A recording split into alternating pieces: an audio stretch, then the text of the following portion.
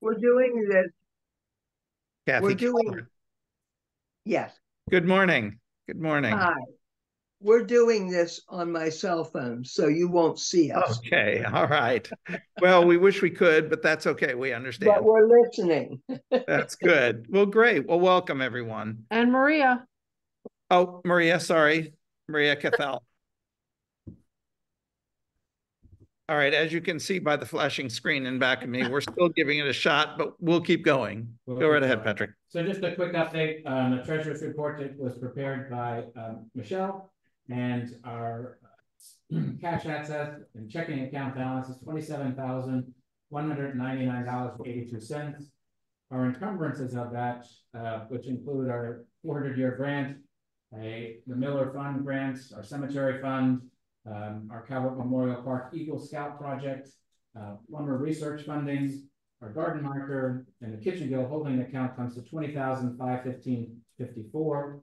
And our expected expenses for September of 2024 are $2,984. And that includes our salary for our curator, our social media website manager, the maintenance of the cemetery, which includes mowing of the grass and the watering, and also some internet access and Adobe subscription.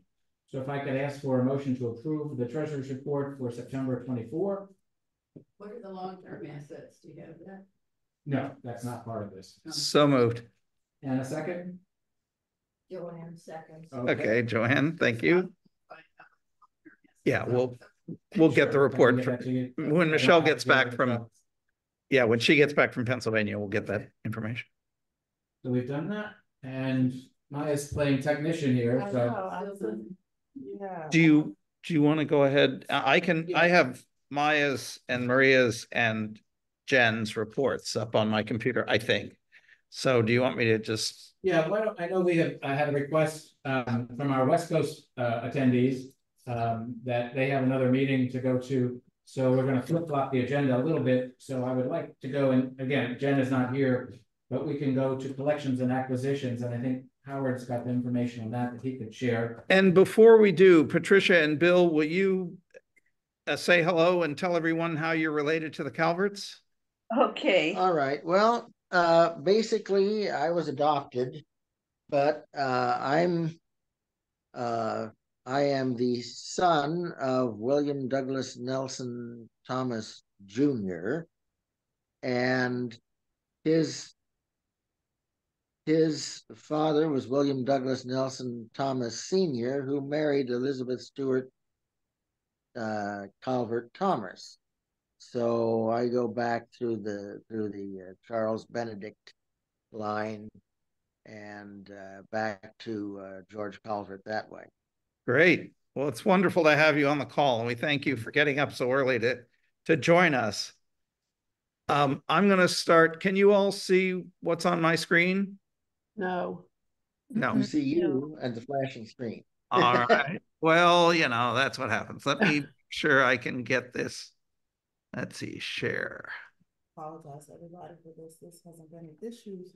So I don't know what's going on. Could be the connection is. That's what I was Yeah. The connection might not be. Most modern computers don't want to do everything through HDMI. Yeah. It's so much easier.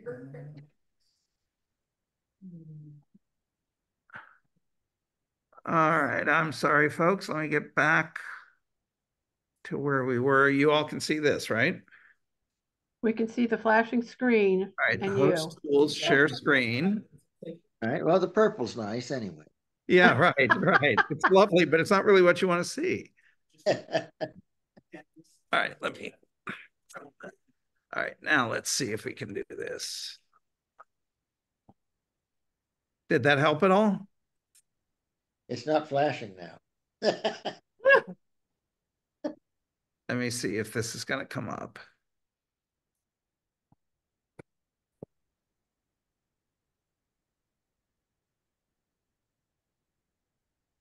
All right. Can anyone see the presentation that's coming up on my screen or not yet? There's something in the bottom, but we can't read it. Okay. Well, that's probably not it. Okay. Very sorry. Let me try this one more time.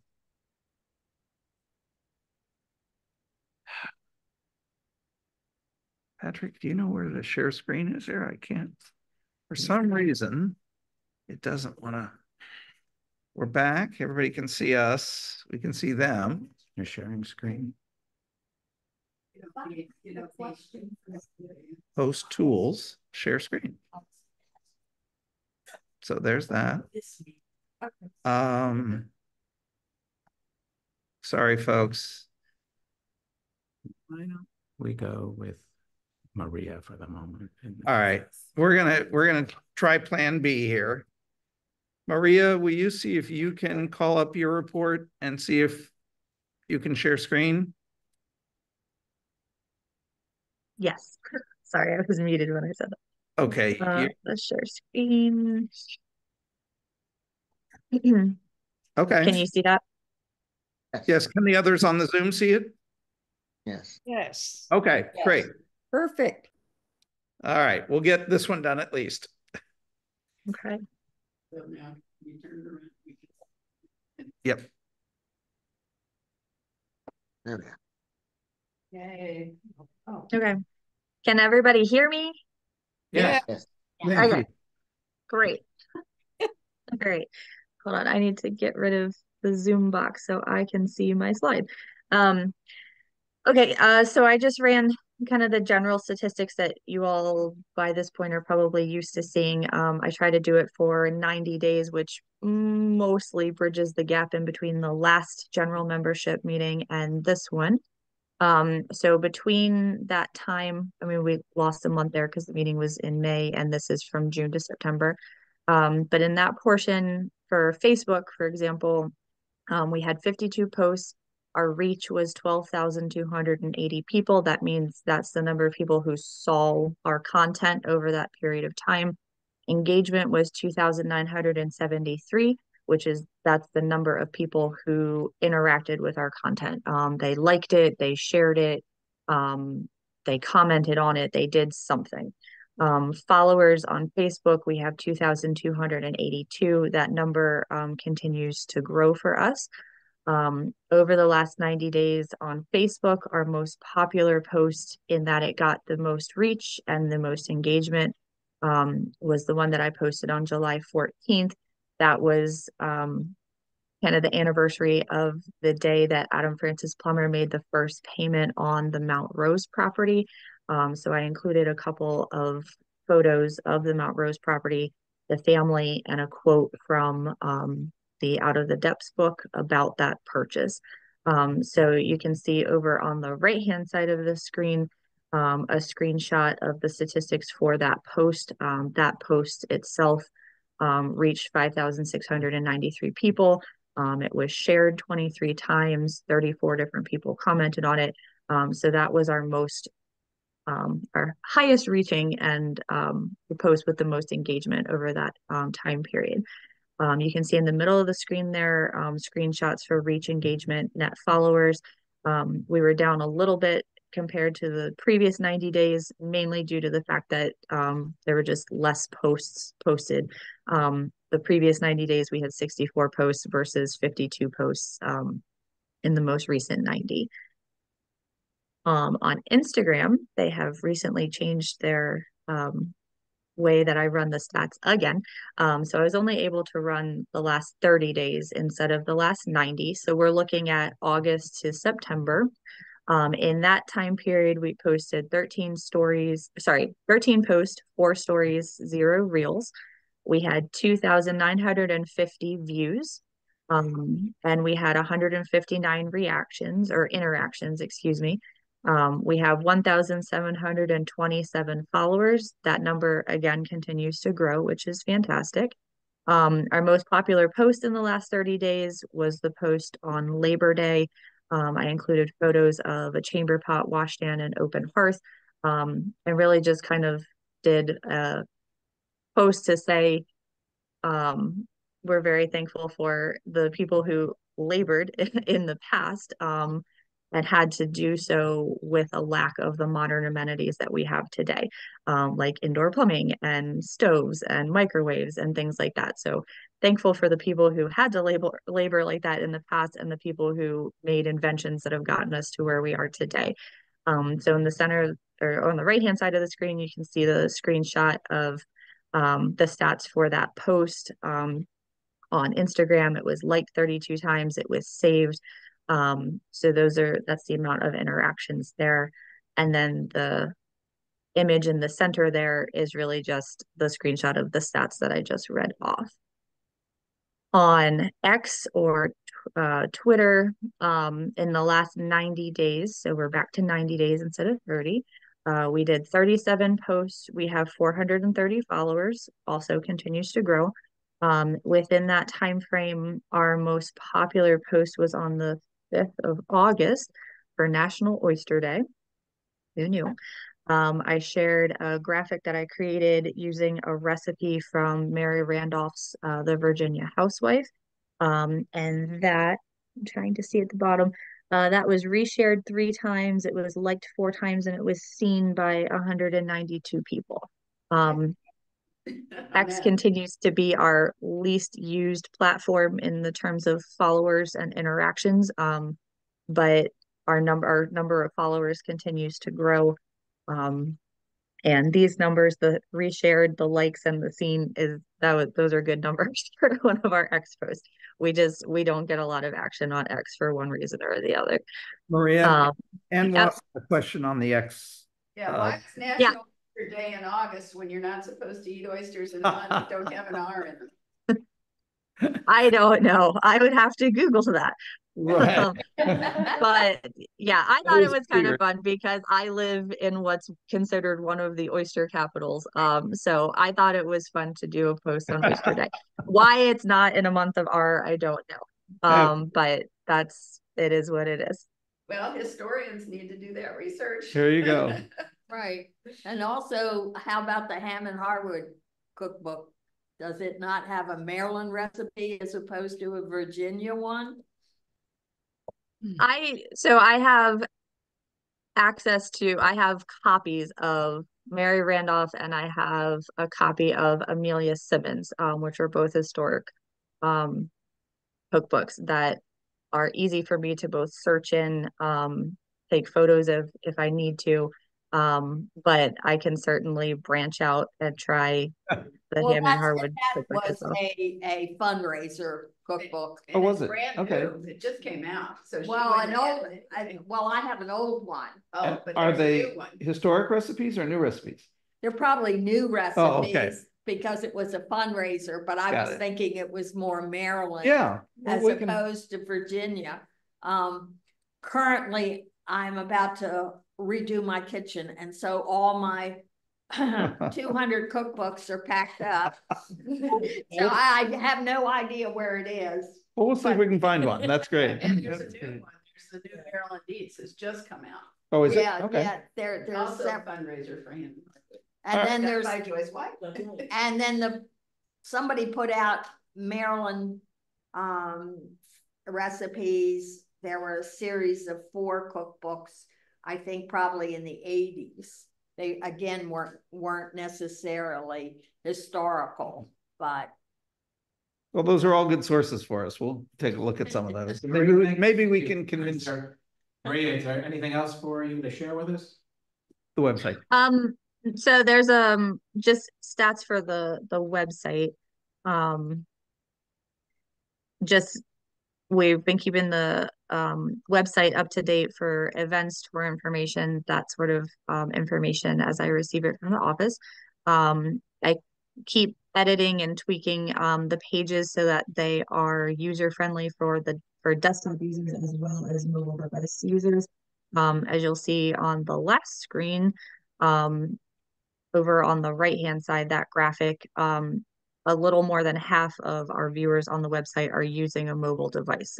So it's really important to keep it user-friendly for mobile users as well as desktop users. So I've been going through kind of page by page and tweaking things so that it's visible and usable for everybody.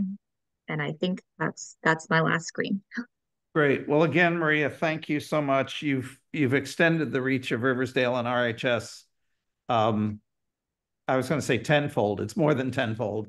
So it's a great way that people who can't get here and can't attend events and don't can't come to the meetings can at least keep up to date. So I thank you very much. We all thank you very much. You're welcome. We now think that Maya could share screen and have Jen's report. So let's see. Howard, you're gonna have to share screen from there. This is just for us inside, right here. That's what I was trying to do earlier, and it wouldn't share. won't allow me to share my screen for some reason, other than what's here. Let me try it. Hold on. Yeah, we can see it. Can anyone online see this? Not yet. No. So go ahead and share screen. You then, Howard, turn the computer around maybe and. Can you send me, am I able to share this? Should be able to, because Maria just did. So let's see if you can. Yeah, I was like, can you send me the Zoom link? Oh, sure. I'm sorry. Actually, what I can, oh no, but they can, okay, hold on one second. All right, so there's, I was gonna say, we got many functions going on here. Yes, but the advantage of allowing people like Maria to attend. Right. Whoops. Rather than driving here. Sorry. And the California contingent. Right. We'll get there. Sorry, folks.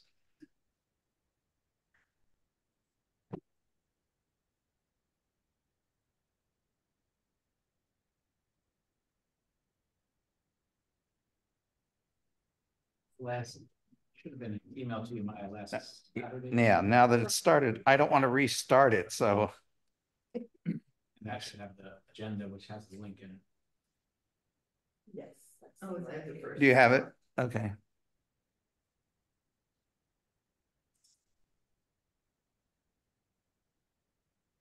There you go. All right, folks, we're just about there. And how you letter it. Yeah.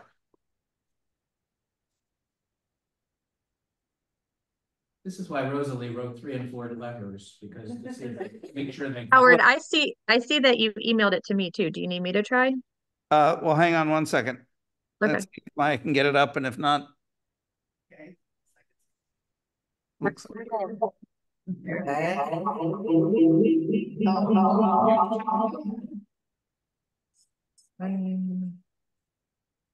Okay. I think we're getting there. Very good. Oops. There. That's us. Looks like it. Is everyone able to see? So, if you could mute yourself. And Howard, you Yep. audio. Okay, can those online see the exhibit? Yes. Yes. Great. Sorry about that, folks. We can see it up there too. Oh, okay. All right. Just turn your volume. I had it on mute and it's Okay. really coming in loud, both on my computer and in. I think you have to just totally take it off. All right. So for those of you online, this is the report from Jennifer Flood, our curator. As many of you know, we've been in the process of restoring the frame for this portrait of Willie, and the conservator has been working on it now for several months. As you can see in the upper right-hand corner, there are several replacements, several restorations that are going on, particularly in the corners. He's really doing remarkable work. When Joanne was kind enough to make a gift of this portrait, the portrait was in great shape. It was the frame that needed help. So that is the project that they're currently engaged in. Maya, you want to go to the next page? I'm sorry, I was just trying. Oh, okay. Yeah. Yeah. That's what I was thinking. Yeah. Okay, let's see how that's better. No, still coming. Okay. If you want to go ahead and go to the next page, though.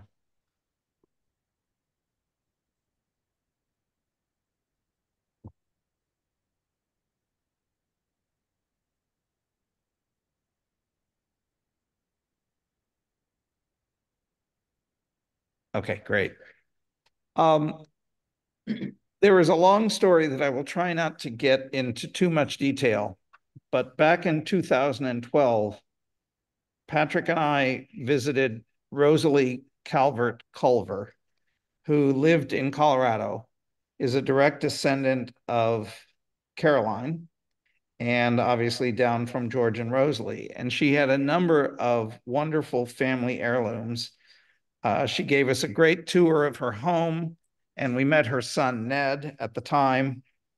And they both said to us that someday some of these wonderful Calvert family items would be at Riversdale. Well, about 10 days ago, Ned, or I guess about 2 weeks ago, Ned called us, told us he was moving from Colorado to Maine, and that there would be a truck arriving with several family heirlooms. It was one of those things where we almost couldn't believe it because we had discussed some of these now for almost 15 years. But indeed, the truck pulled up out front and the movers were really quite good. So Maya, if you'll keep going down. Okay. Oh, okay. Yeah, that sounds better. Yeah. Yay. Okay. So the elusive. So in the truck were several items, some of the Canton ware that you can see. It is a punch bowl, which we believe is period. I don't remember the exact term, but Rose medallion, thank you. And then on the right, you can see several painted Baltimore rush seated chairs.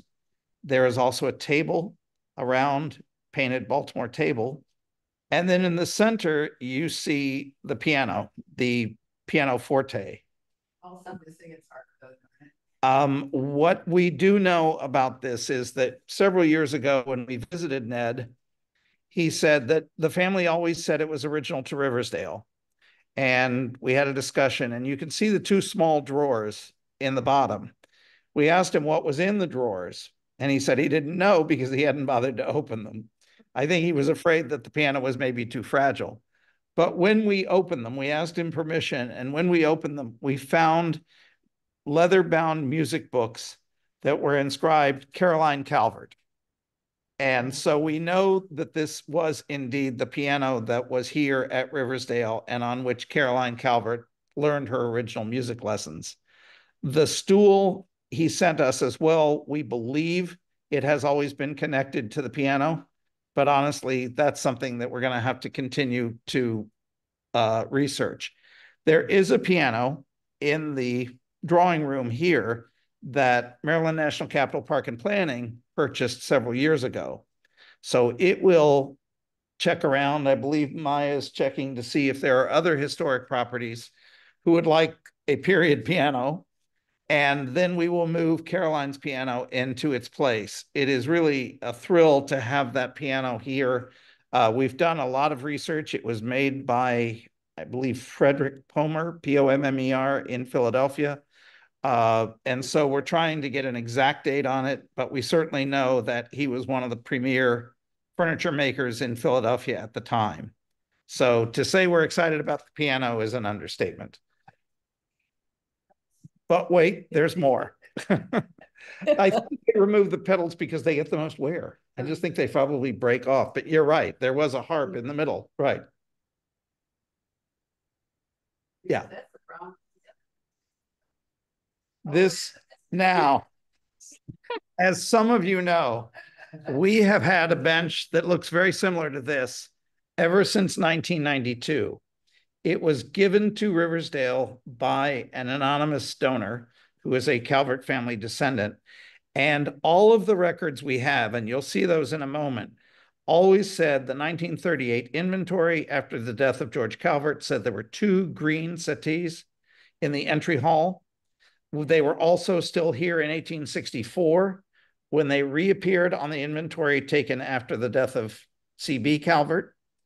And the last reference that we have was 1878, which was the auction catalog after Charlotte Calvert passed. So we have good documentation that there were always 2 of these benches. As Jennifer gave it to me, and she's done the research, but I'm going to have to read. My apologies.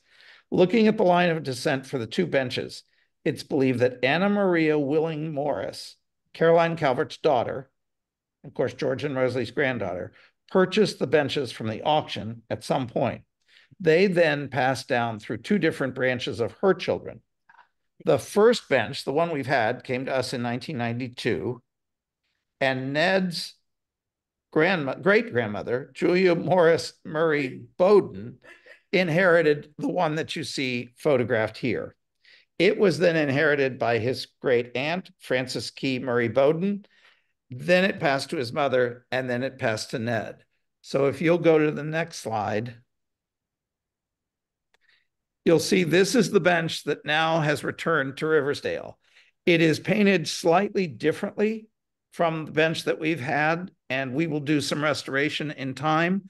But the remarkable thing is that, again, we've always known that there were two, and there was always one here. And so you can imagine how thrilled we were when he said, the bench is finally coming to you. And Maya, let's go. We had Nat to make the cushion, didn't she make two? So that we would have a second one when this thing finally showed. I don't know. I've never seen a second one. Yeah, well,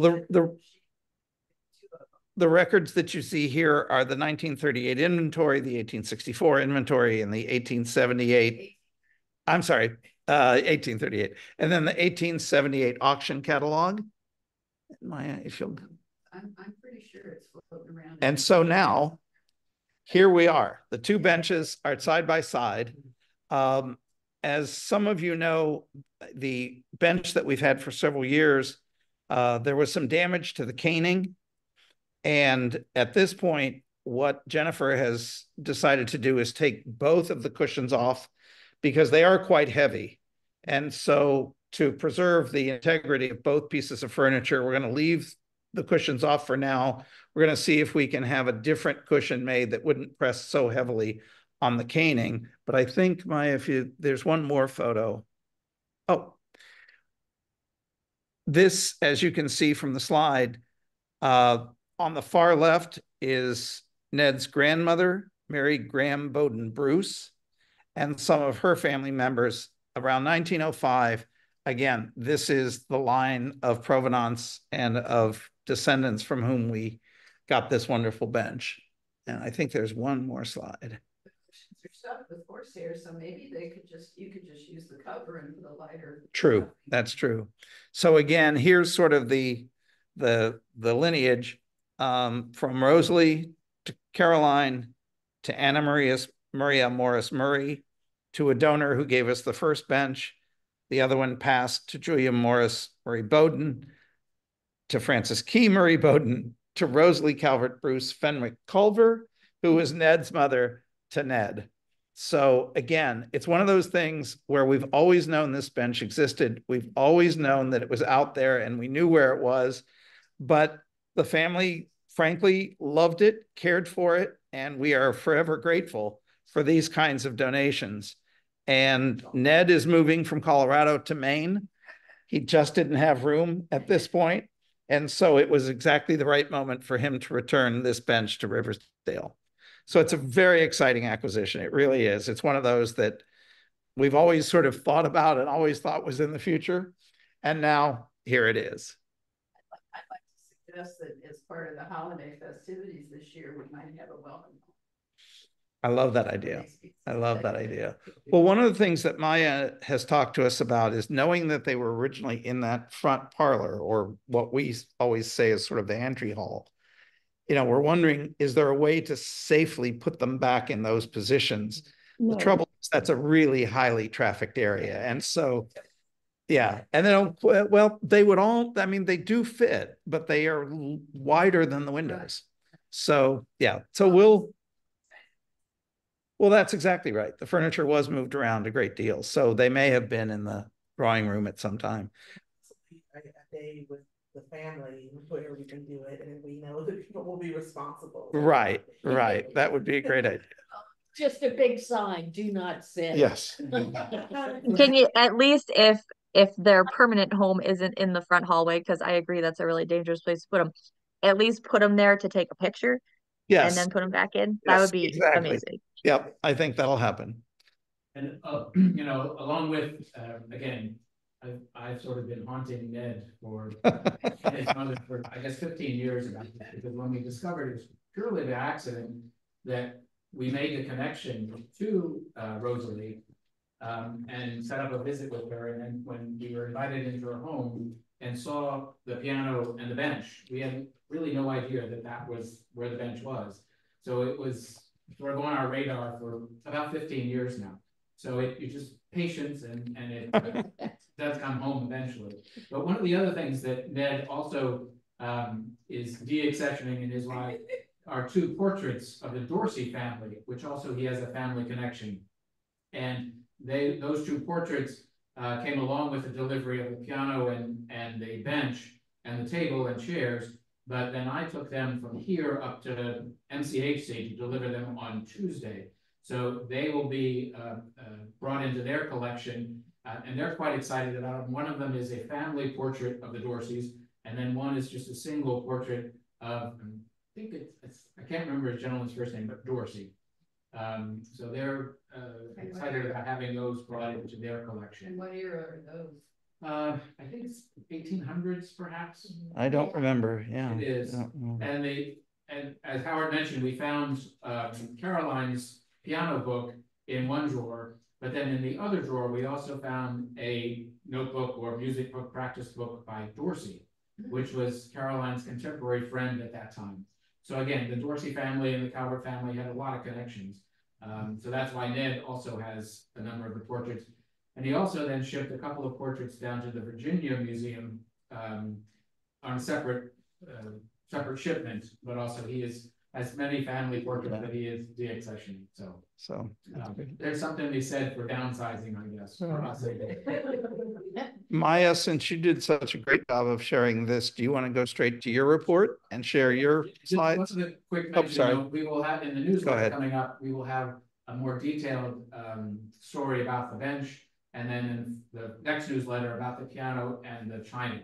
So we don't want to, we're going to spread out the wealth, if you will. But there's so much story to tell about the 2 pieces. And it is storytelling, if you will, and sharing those stories about how the families lived here and how they were maintained and tradition of passing it down through the families. So that they had to buy them. well, true. Yeah, they owned them, and then the family later bought them out from their own family, apparently. Family dynamic. Go ahead, Maya.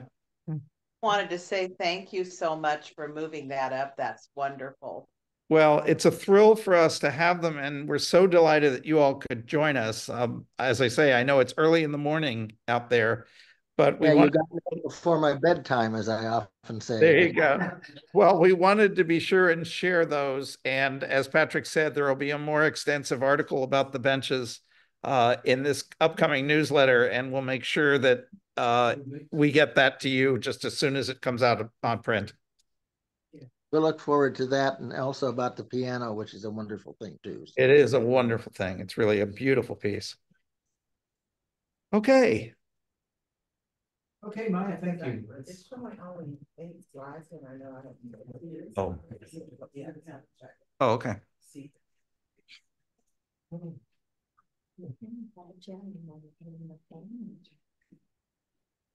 Yes. What is because I only have one child, and I don't understand that.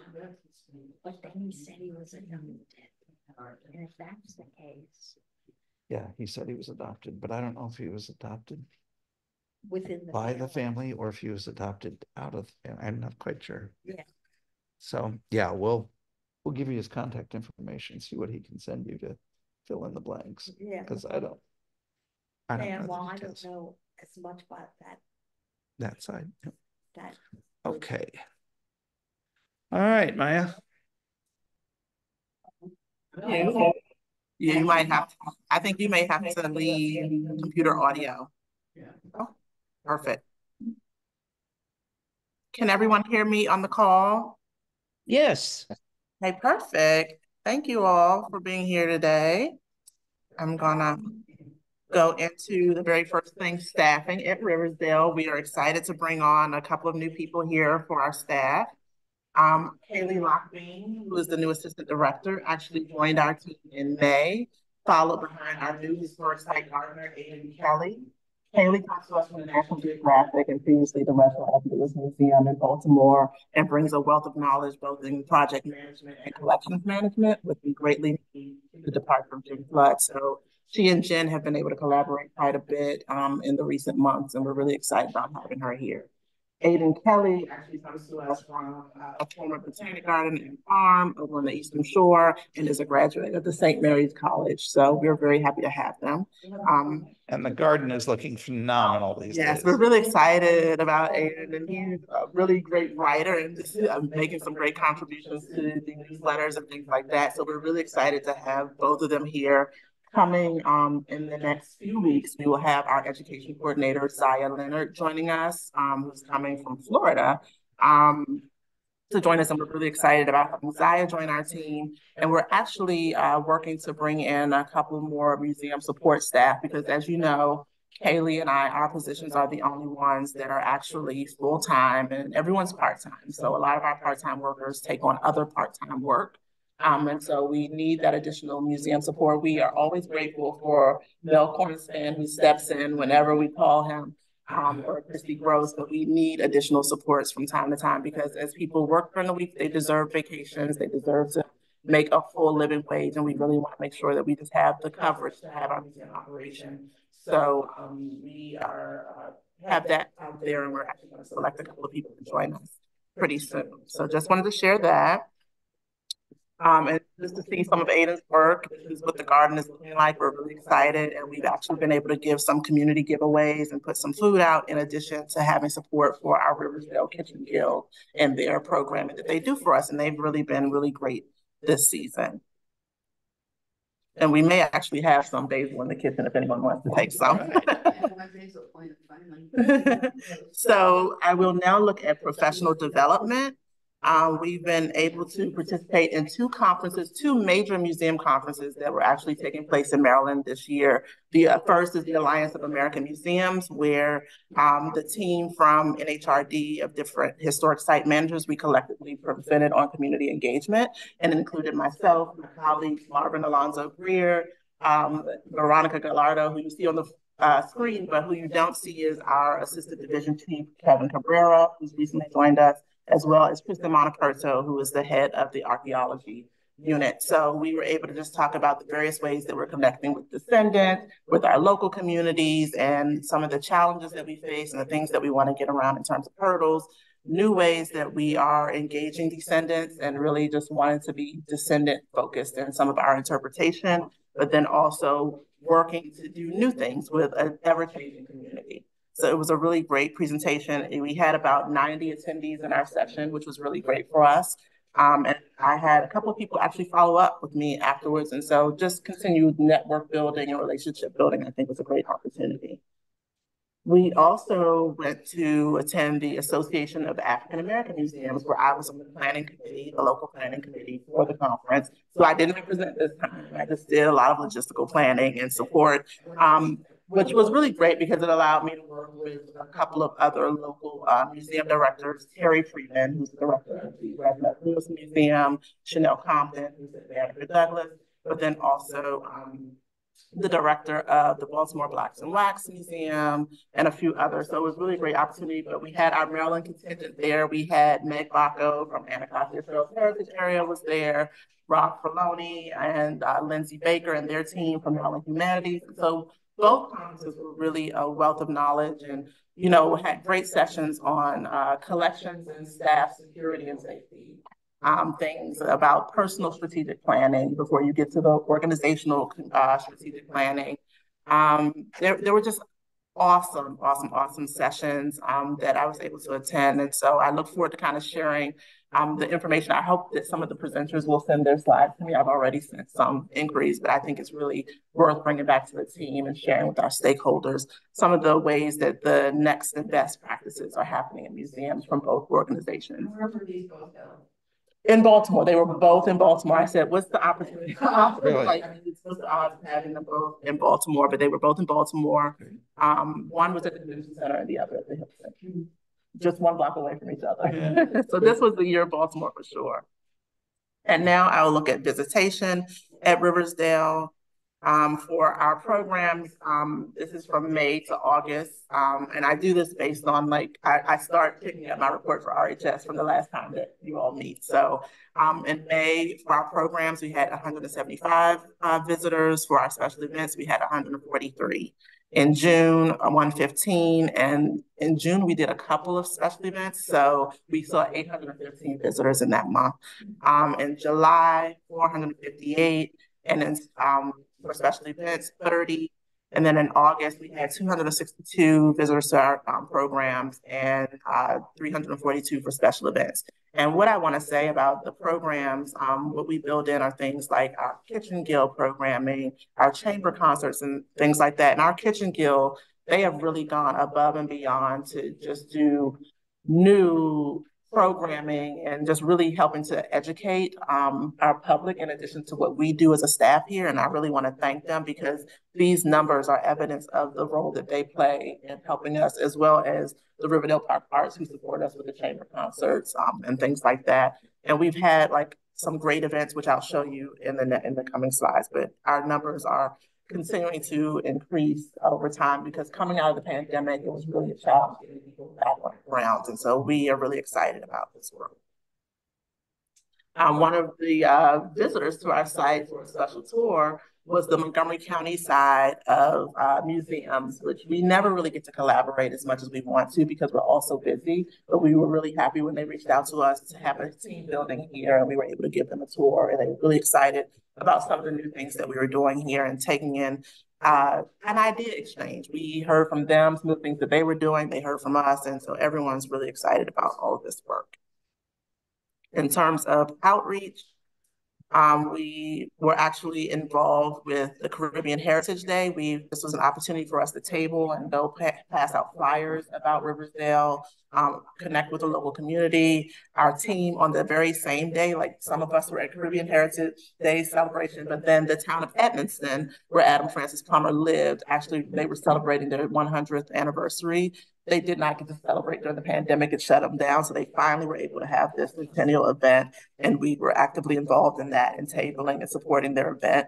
And then we also help and support with our annual Division Juneteenth program at Watkins Park. So we are very busy both trying to engage with people here at Riversdale, but then also realizing that not everyone has walked through our doors. And this is a great opportunity for us to connect with them outside of the gates of Riversdale. And we have seen people come in that say, we heard about you at this other event.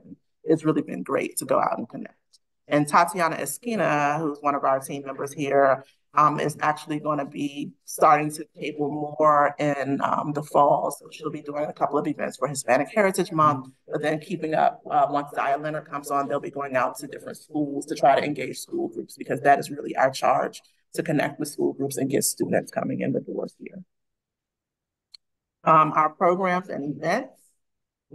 As I shared, the Kitchen Guild has just been absolutely amazing. And I just wanted to show them in action, engage with people. A lot of times when we show our pictures and newsletters, we show the food, and the food is great. But as Patrick always reminds me, food is how people gather. And to show them educating people and interacting with people, I just thought this was really lovely. Highlighting Michelle Pratt, who's here, and some of our new Kitchen Guild members is really a great opportunity. And then we also partnered with our colleague Tristan Colding, who works in the Northern Area Recreation Division, and asked us to partner with him on a student art showcase. And so you can see some of this here in this activated art space for an arts community who many had never even been here to our grounds. So it was a great opportunity to welcome new people to Riversdale. We had our summer concerts and Shakespeare in the Park. If you look at the upper left hand, you can see many members of the county delegation and the county council who came in here to support us. That was really exciting. And just a great opportunity to connect with our local politicians, to show them, what we do that is so great. And, one of the recommendations that was made was Juanita Fisher. She said, when you have Shakespeare in the Park, you have summer concerts, before people perform, maybe you should share a little bit of the history so that people know and they consider coming back for a tour. And so I really appreciated her giving that feedback. We had a co-hosted Riversdale reunion, which we partnered with RHS on, which was really, really, really exciting. We had on the first day a private family reception, which we really had a great opportunity to connect with members of the Plummer and Calvert families, which was just really delightful for me. And just having a moment before we opened it up to the public. And it was just really a beautiful celebration. And I know Zoe was there with us, and just happy to see you here again. And we hope that this is the first of a beginning to come together and think about ways that the family can be involved and have a say in the work that we do. I take the model from Historic Scholarly, where a lot of the family members sit as members of the boards and things like that, or sit on committees and support us in terms of our collections, interpretation, programming. We really want to hear your voices. And so this was really exciting to connect with them and to have family be an active part of the program. And I would be remiss if I didn't say that we did also partner with our Riversdale Descendant Network group. So I want to make sure that I acknowledge them as well. Caroline Wayner, who's on the call, is also a member of that group and has been greatly supportive of our work. As a part of the program, we did have conversation circles. One of our members, Sally Colella, led that as facilitator. And so it was just a beautiful day and just a great moment to come together. And we hope to do it again. We haven't decided whether it's going to be annual, biannual. We just have to think about staff capacity, and then also like how people travel. The families also have lives as well. So we just want to take everything into consideration. We had the Forest Theater collaboration.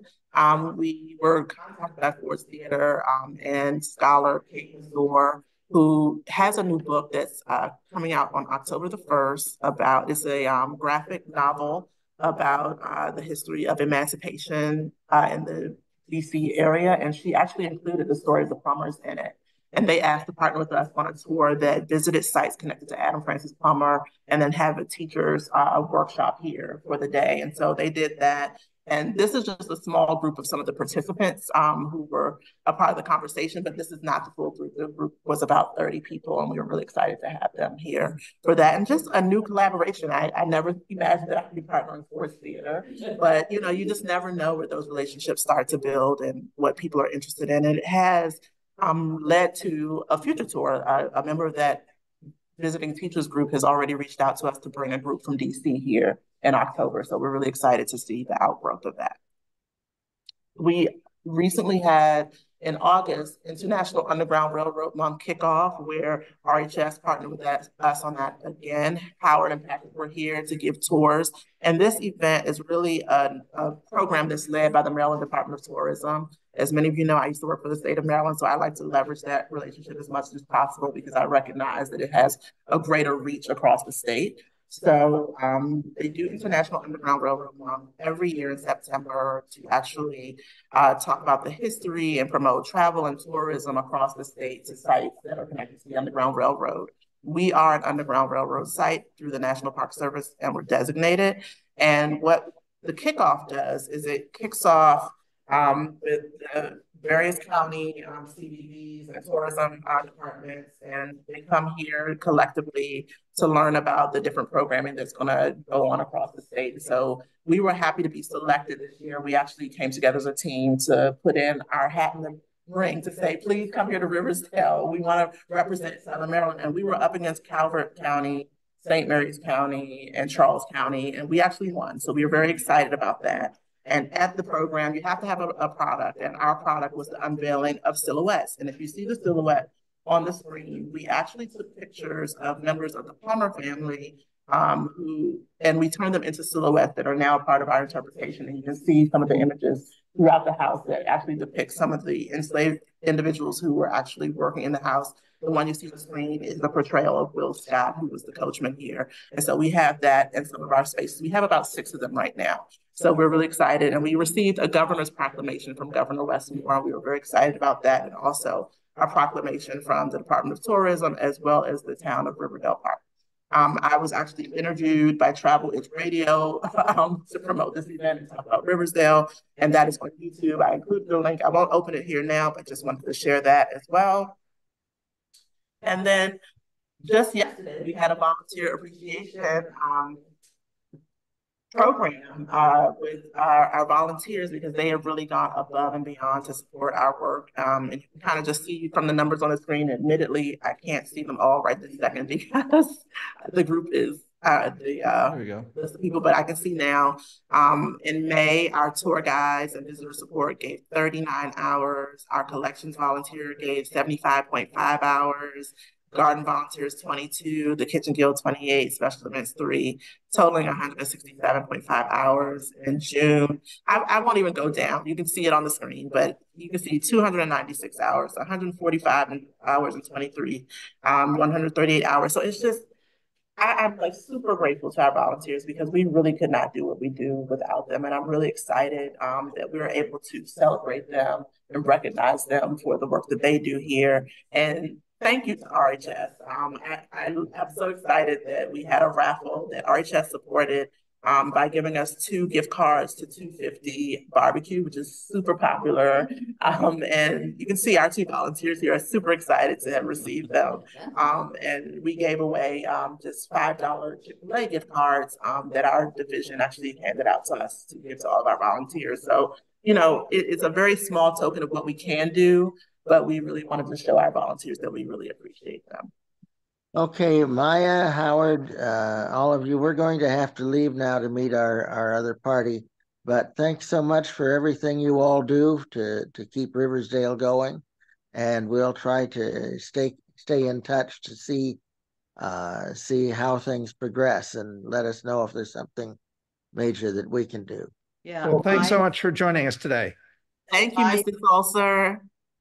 Maya, just so you remember us, we're Bill and Patricia from Oregon. Yes, I remember you. I don't think I'll ever forget you. It was such a pleasure to meet you.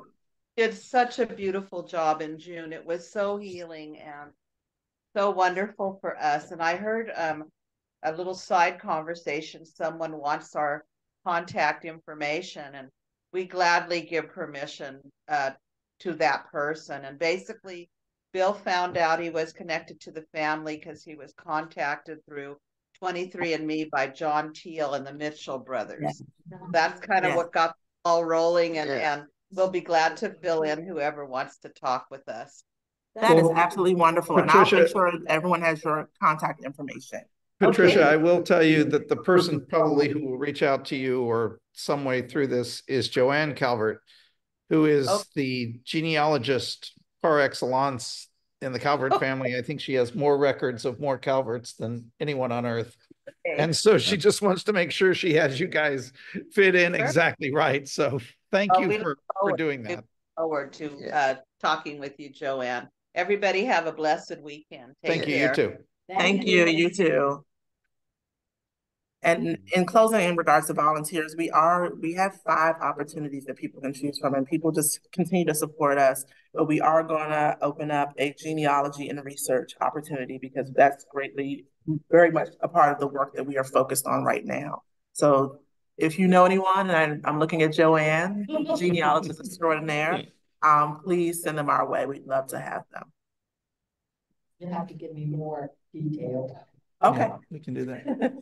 So just to quickly go through our upcoming programs, starting this Sunday, the beginning of Hispanic Heritage Month, we will be offering Hispanic language tours for the month of Hispanic Heritage Month from September 15th to October 15th. And then we'll be partnering with the town of Riverdale Park for a screen on the green of a Hispanic Heritage Month film, Disney's and Pixar's Coco. So that will be on Friday, September the 20th. And if you want to come out, it'll be a great family event. And all of our events you can see on our website if you have a chance, or the RHS website, or our social media platforms. For International Underground Railroad Month, people will also be able to come here and learn about the heroes of our site that are connected to the International Underground Railroad. Including Adam Francis Plummer, his wife Emily, his son Henry, and we'll be giving away little passports with information about them. We'll also be hosting a second screen on the green, which these are kind of new for me in my time here. We'll be partnering with an artist that will send his octet, who will be showing a silent film and playing music along to that on Friday, September 27th. So we hope that people come out for that as well. But you know, this is the first. We won't stop. We'll keep doing it and really. Just the silent films. That's something, you know, that Rob DeLutis' wife is also very interested. Yes, and Rob DeLutis and his wife, we've been meeting with them to talk about some new offerings as well. And they recently, in this last season of doing our chamber concerts, did a silent film day. So that was a short film day. And so that was something new for us as well. So we're really excited. Actually, we did one of those a long time ago while I was still here. But then, yeah, kind of. And there were some very interesting. Yeah, very interesting films. Well, she did Rite of Spring, which was really cool. Mm-hmm. And then we have our Kitchen Guild programming that's coming up for Hispanic Heritage Month. On Sunday, we will be doing recipes from Hispanic culture for the first time. We're excited about that. And then we will continue with our historic cooking on October 19th, the 27th, and November the 3rd. There is a December date, but I figure we will have a December meeting and I'll talk about that. Then we are having the Return of Harvest Festival on October the 19th, the Riverdale Park Chamber Music for Kids program, our Veterans Day tours, and then Maryland Emancipation Day tours. So we're really excited about that.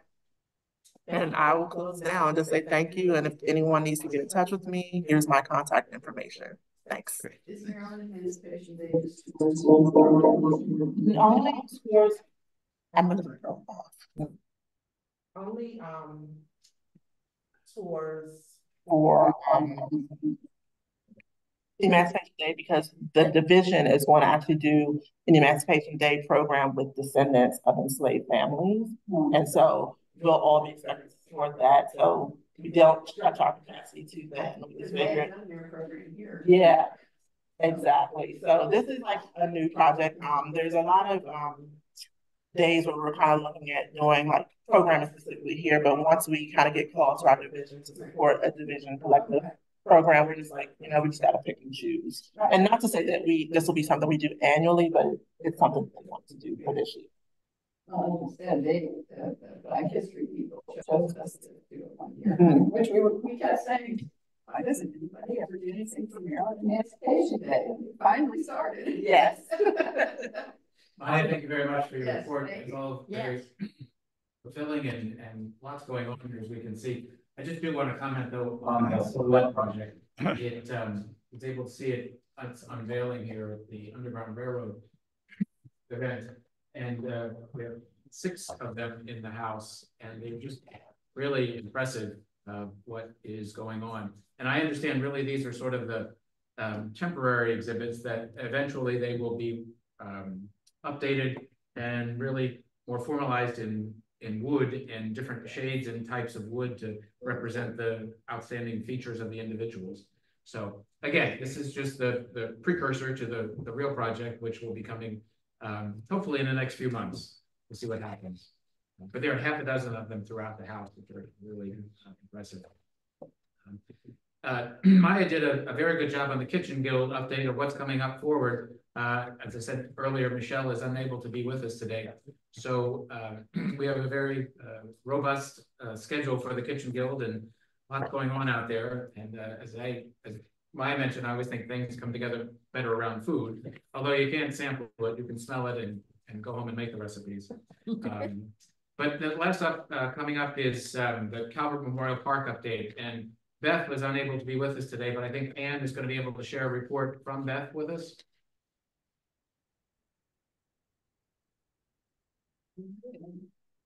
Yes, I just have to pull it up. Okay, thank you. Okay. Since May the 15th, 2024, Garden Club meeting, 9 volunteers have contributed 263.5 hours during 45 work sessions. The total number of volunteer hours devoted to the project now stands at 2,802.5. So almost 3,000 hours, which is really pretty impressive. Regular work sessions usually take place on Tuesdays. The day and time to meet is announced in advance of the sessions. Continuing work at Calvert Memorial Park has included weeding, cutting back and transplanting perennials, leaf raking, edging, watering, and trash pickup. Mowing contractor Eric Rivera and his crew commenced that work in April. During the course of the spring and summer, he and his crew also provided other services. They removed a large patch of invasive liriope in May. In August, they removed dead branches from one of the large willow oaks and bought and installed mulch in June and August. The summer's drought necessitated watering of the 10 trees installed in 2023. Unlike the summer of 2023, when the town of Riverdale Park watered these trees weekly, volunteers carried water to the park daily until July 18th, when Shore Landscaping, contracted by the Riversdale Historical Society, took over this task. Volunteers have continued to carry water to the park for the recently planted perennials. A major enhancement to the park took place on June 3rd. 3 interpretive signs were installed. The first, located near the entrance to the park, provides an overview of the history of the Riversdale property and the development of the park. The second, located next to the brick outline of the footprint of Riverdale Presbyterian Church, explains the church's history. Located next to the gate into the fenced gravesite, the third provides information on those buried in the Calvert Family Cemetery. I know that Beth would be delighted if anyone else would like to volunteer, and I would be happy to put her contact information in the minutes. And that's all I have from Beth. Great. There's an incredible amount of work that's been done up there, and if any of you around the table or on the Zoom have an opportunity to visit, the park just looks magnificent.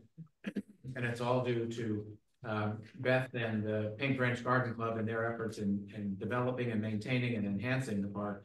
The signage is great, but it makes also just a very beautiful area for relaxation and meditation. There's a number of benches, or 2 benches up there that were a result of a Eagle Scout project, along with the outline of, excuse me, the Riverdale Presbyterian Church that was located on that site.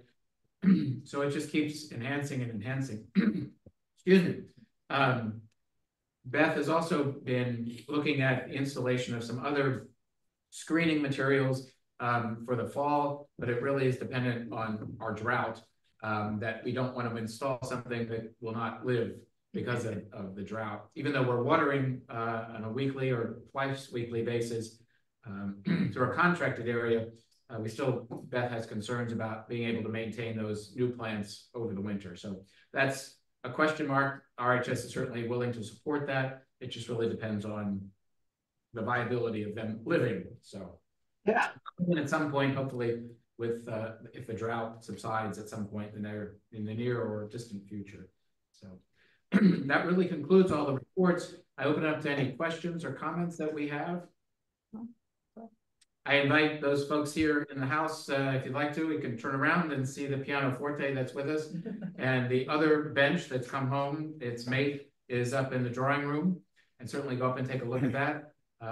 It is, it's not an identical twin, but it certainly is a twin. I'll put it that way. And it certainly is beautiful in sitting in that room and taking Maria's suggestion of staging them in the north parlor there, to taking some photographs to say where they we think they were originally, and then probably for safety reasons moving them back into the drawing room.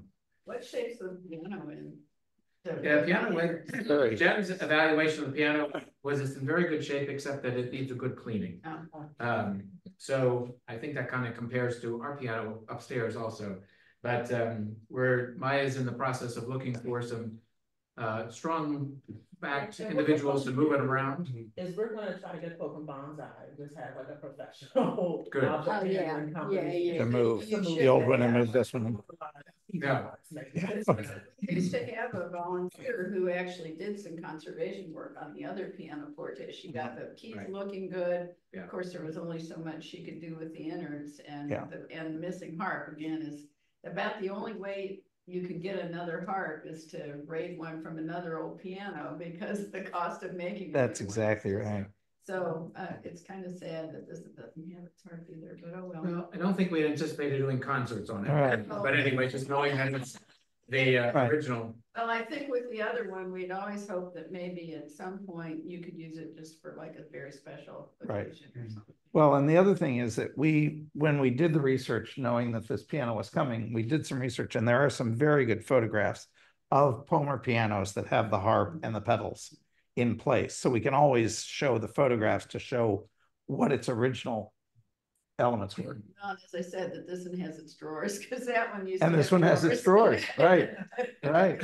One of the other, I received a letter just a few days ago from another Calvert descendant, who actually is very close to Ned. They talk frequently, and she knew of the piano coming back home. So she also has some family photographs of the piano in different homes throughout the stages of its life, back to turn of the century. Goodwood Gardens. I'm sorry? Goodwood Gardens. This is in Harford County. Oh, okay. What's the name of the house there? It's escaping me at the moment. I can't remember. Rock Hall, not Rock Hall. Rockford? No, not Rock something. Anyway, she's going to be discovered. To be discovered. Okay, no problem. Rockburn. Rockburn. That's it. That's it. If nothing else, any other questions or comments from our folks on Zoom or around the table? I would ask Maria, Maya, and I will email Jen to send copies of your reports to me to append to the minutes. For sure. We will do that. Great. If nothing else, then a reminder that our next general membership meeting is Saturday, December 7th.